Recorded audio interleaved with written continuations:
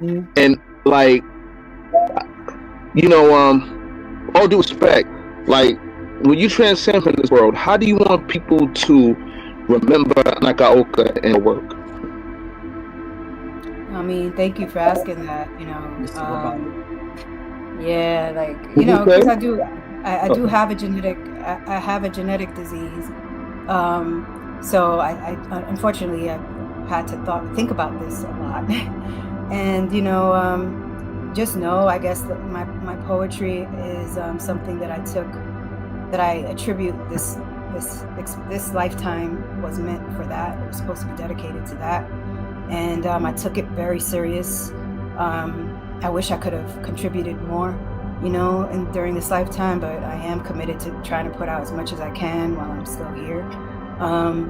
And I guess the way that I want to be remembered is I was so honest. I was very honest. I was watching, and the goal of the poetry was to one, I approached it in a very journalistic fashion without knowing I was doing. I was reporting what was happening around me and the injustices of it, right? So that, and I just didn't want all of these stories to be forgotten. There was a piece of me that felt like contributing this was like telling people how it actually happened from my point of view, from our neighborhood's point of view. Like, we get to write history in our own voice.